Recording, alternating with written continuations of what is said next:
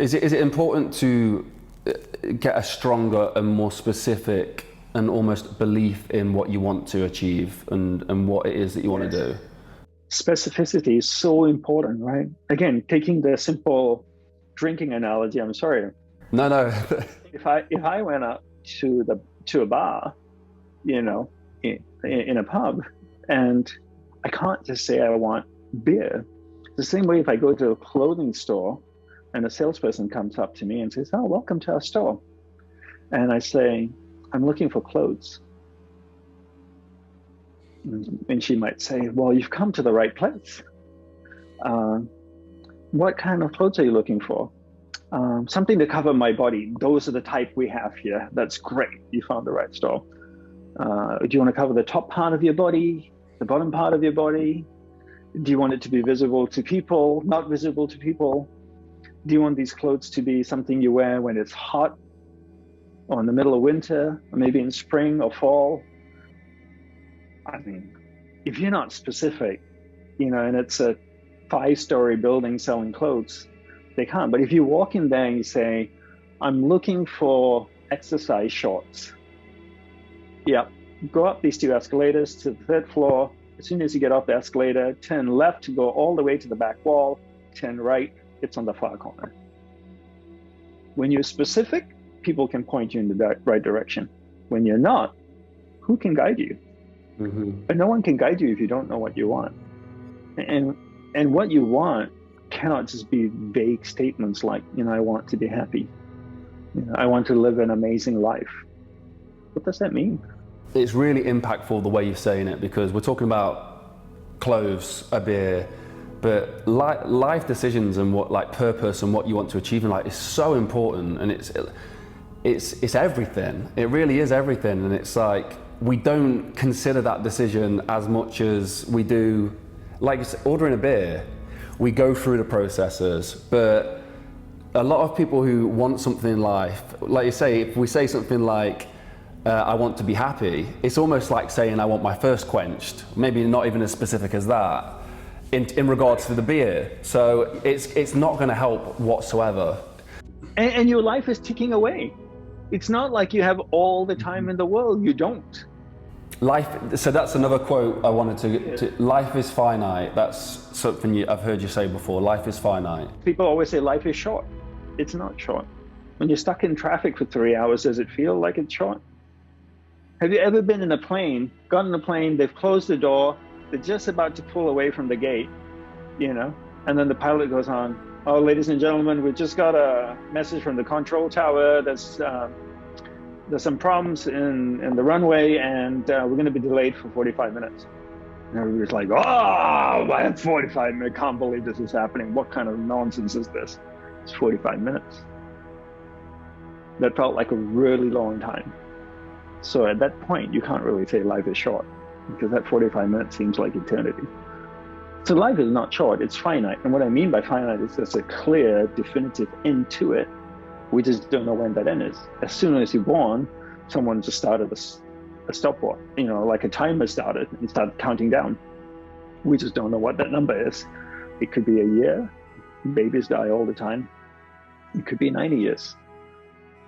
So you better get to finding out what the hell it is you want in life and be clear about it, because your time's running out.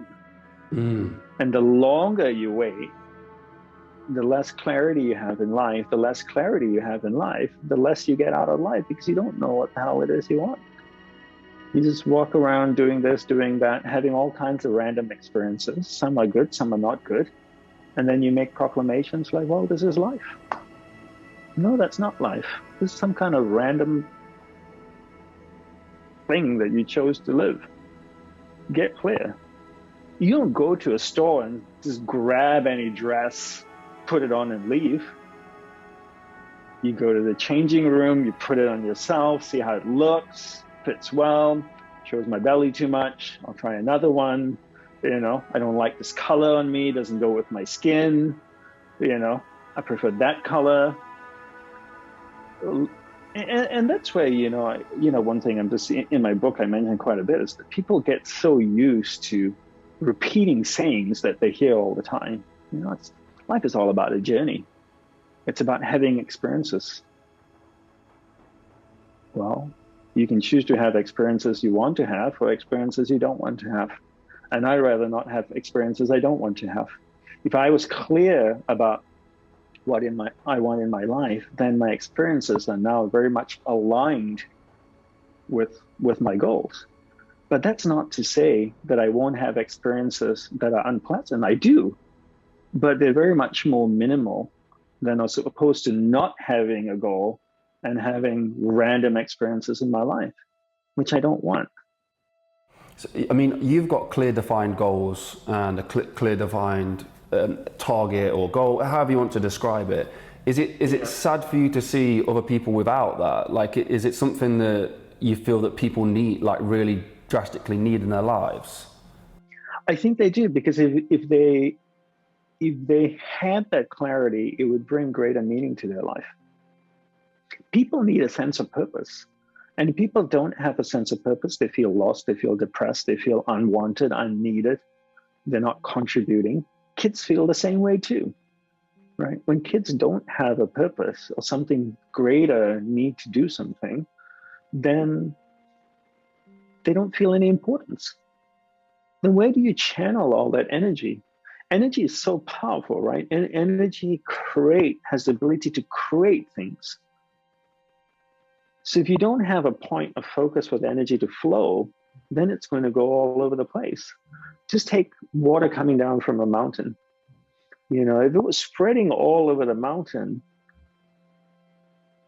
that's one thing. But if you could channel all that water down a river or a stream, a river, you could harness that water, generate electricity, use that for, irrigation, all kinds of things. Energy is the same way. When you have a central purpose, it's almost like you're channeling all that energy to one place. Then it's easier to manifest things, to create things that you want. As a result, people feel happier, more fulfilled.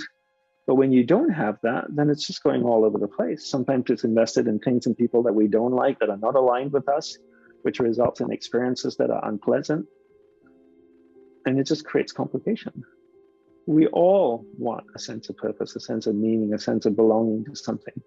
Manifestation, something you just mentioned there. Like, how would you implement manifestation into your life? There's a great book that I absolutely love, is Think and Grow Rich by Napoleon Hill. I've heard of the book, yeah. Yeah, I think it was written almost 100 years ago. What a great book, and one of the key themes he talks about in that book is definiteness of purpose, being crystal clear of what it is you want. And that's the starting point. Law of attraction is something people love, right? Vision boards and doing all that kind of stuff. I'm going to attract it into my life. The universe is going to get together to manifest this for me. Really? But again, no clarity in what it is you want to manifest. What is it you want? I want a man in my life. Okay. What type of man?